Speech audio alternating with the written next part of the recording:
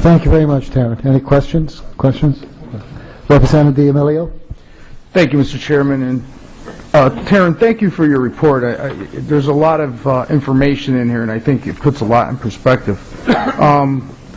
Just getting back to your study in Connecticut, according to your report,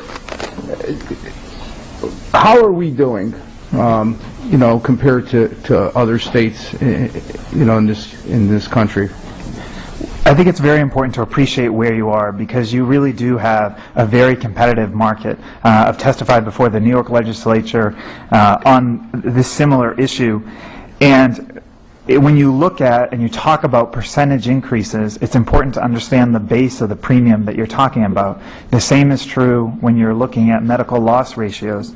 So when you're looking at the premium levels, as I outlined in the table, and I pulled these right off eHealth last night, when you're talking about the percent that is going to the carrier that's not going directly to medical costs, that dollar amount is much smaller in Connecticut than it is in my own state of Maine, because our medical loss ratio might be at the same percent, but our premiums are so much higher that you actually have a lot more going to the carrier, and you don't have as much choice as you have available right here in Connecticut. So we actually talk about in Maine wanting to have a market more like yours that gives people more choice and availability, particularly for those people who tend to be the uninsured, who have least amount of access to employer-based coverage, who are the individual market. And what other states have seen, particularly in a recession, this is very true in New Jersey, is dramatic increases in their individual market take-up rates, because so many people are losing employer-sponsored coverage. It's the only place to go. And what sadly we're seeing in Maine is our individual market is shrinking, while nationally it's going up, because it's so unpriced competitive that it doesn't make sense for somebody to spend $152 a month for a plan with a $15,000 deductible that they might have a 1% chance of ever getting $1 of benefit from. Thank you, sir. Any other questions? Yes. I just have one more, Mr. Chairman, and thank you. When did this slide in Maine happen? You had a competitive market at one point. How many years ago, and what was the main factor, in your opinion, that caused it to slide? Sure. We had a variety of reforms that were passed in the early 1990s with incorporating guaranteed issue and a modified community rating that creates very narrow rating bands in our individual market. However, we had a pretty flexible file and use a premium approval process that since then, over the last several years, really since the start of the last decade now, has become much, much more stringent and much less based on the actuarial and underlying medical costs.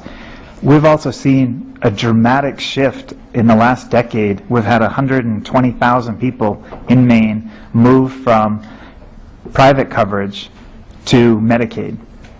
And so one of the big underlying factors in our cost increase, we have the same number of people uninsured, but we've had this big shift to public payers that are paying 80 cents on the dollar. And so there's been a lot of pressure on the private market to make up for that difference, which is another big factor.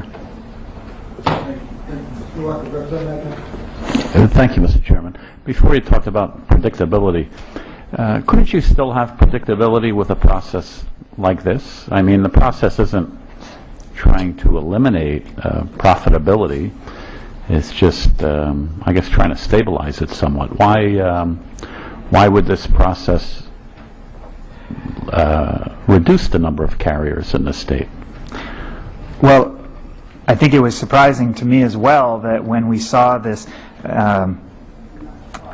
much more stringent file and approve process, I'm just mindful not to use the word politicized, a much more different file and approve process, that we did have carriers leaving the market.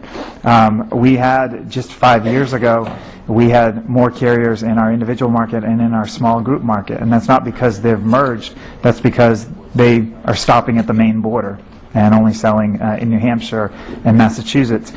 I think, though, one of the important things to consider is not just the predictability, which is a problem, but I care less about the predictability from the insurer standpoint and more about what options are available from the consumer standpoint.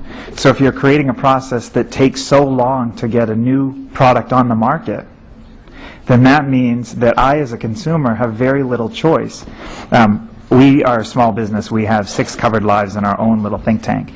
And our small group carriers, it's such a long process for them to get a new plan that they only offer new plans every couple of years.